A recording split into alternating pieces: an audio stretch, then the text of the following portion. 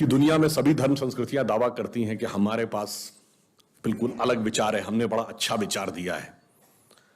अगर हम आपसे पूछें कि हमारी संस्कृति में ऐसा क्या है जो दूसरे में नहीं है, बहुत से लोग कहेंगे साहब उसमें बड़ा सदाचरण की बात कही गई, नैतिकता की बात कही गई। तो लोग कहेंगे ठीक है भाई, दूसरी जगह भी कही गई, शायद कोई फॉलो करता है या नहीं करता। पर मैं अगर आपसे पूछूं कि वो चीज बताइए जो हमारे यहां लिखी और दूसरी जगह लिखी ही नहीं है, वो क्या है?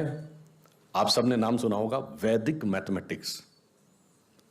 Have you ever heard of mathematics as a part of religious text?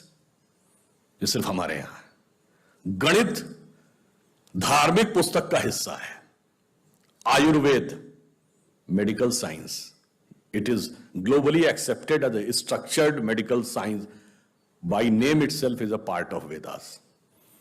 Medical science धर्म ग्रंथ का हिस्सा हो, गणित धर्म ग्रंथ का हिस्सा हो, ये दुनिया में कहीं नहीं, बाकी जगह विज्ञान और गणित का धर्म से संघर्ष है। हमारे यहां वो धर्म ग्रंथ से उद्भूत हो रहे हैं। ये फंडामेंटल डिफरेंस है हमारे और उनके बीच में। और इतना ही नहीं, मैं कभी आपसे, आप लोगों ने ध्यान दिया हो अगर, गणित की जो खोज है, वैसे तो बहुत सारी चीजें थी जो अंग्रेजों के आने के बाद छुपा दी गई, क्वाड्रेटिक इक्वेशन हो, अलजेब्रा हो, ट्रिग्नोमेट्री हो, ये सारी चीजें। मगर एक ऐसी चीज है जो कमोबेश सभी लोग मानते हैं, चलो ये तो मान ही लेते हैं कि भारत ने दिया। वो क्या था? शून्य। अब कहा जाता शून्य किसने दिया? आर्यभट्ट ने खोजा। अरे भाई, आर्यभट्ट ने खोजा नहीं, आर्यभट्ट की किताब में पहली बार तुमको लिखा हुआ मिला। अगर आर्यभट्ट ने शून्य खोजा तो बौद्ध मत में शून्यवाद का सिद्धांत कहां से आया? वो तो आर्यभट्ट से पहले के थे। और ये बताइए, कौरवों की 18 अक्षौणी सेना से लेके भगवान राम की जन्म कुंडली बन रही थी, वो बगैर शून्य के बन रही थी। वास्तविकता यह है कि शून्य वेदों से निकला, और वो इस बात को स्वीकार करने को तैयार नहीं होते थे कि धर्म ग्रंथ से निकलता है।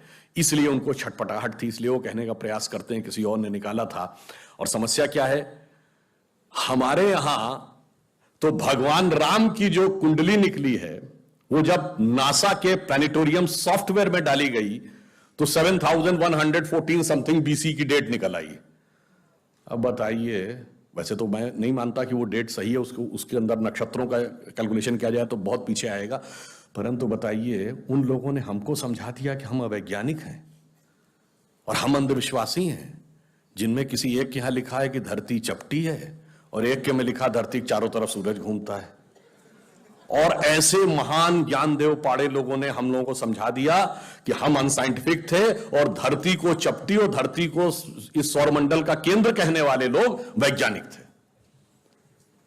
आज भी जब सूर्य ग्रहण या चंद्र ग्रहण होता है, आप, नासा की ऑब्जर्वेटरी बताती है ना, 1950 से पहले नासा नहीं था। आप जाके पूछिए, गांव में कोने में बैठे हुए किसी पंडित से कहिए, पंडित जी पंचांग में देख के बताओ सूर्य ग्रहण कब है।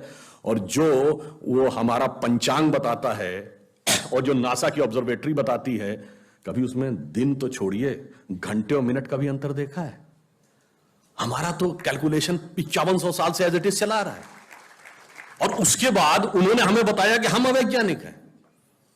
आज भी आप बताइए, उत्तर भारत में उतना नहीं दिखता, दक्षिण भारत के मंदिरों में जाइए, नवग्रह बने हैं तो सूर्य केंद्र में है कि धरती केंद्र में है? सूर्य के 7 किरणें होती हैं, 7 घोड़े सूर्य के बने कि नहीं मंदिरों में? अब बताइए, ऐसा हमारे दिमागों में भर दिया जाता है। हम सब ने, हम लोगों ने भी विज्ञान में पढ़ा कि सबसे पहले 9 ग्रहों की खोज किसने की? केपलर ने। Kepler's law of planetary motion. हम सब ने, जिसने फिजिक्स पढ़ी होगी 10वीं 11वीं 12वीं में, कभी न कभी Kepler's law of planetary motion पढ़े होंगे कि केपलर ने सबसे पहले बताया कि 9 ग्रह होते हैं। अब ये बताइए, इधर जब हम पूजा करते हैं तो पंडित जी हाथ में जल ले क्या बोलते हैं? ब्रह्मा मुरारी त्रिपुरांतकारी भानु शशि भूमि सुतो बुधश्च और गुरुश्च शुक्र शनि राहु केतु सर्वे ग्रहा शांति करो भवन्तु। अब ये 9 ग्रहों के नाम केपलर बताए थे कि पंडित जी बताए हैं? और हजारों साल से बता रहे हैं। और उसमें मजे की बात यह है कि मंगल के लिए भूमि सुत, यानी भूमि का बेटा, धरती का बेटा शब्द है। या अब जाके साइंस ने यह कन्फर्म किया है कुछ समय पहले कि एक थ्योरी है कि कभी एक जमाने में बहुत बड़ा एस्टेरॉयड टकराया था कि धरती से, और धरती का एक टुकड़ा अलग हो गया था, वही टुकड़ा बाद में मंगल बन गया, और भूमि सुत हमारे यहां लिखा हुआ मंगल के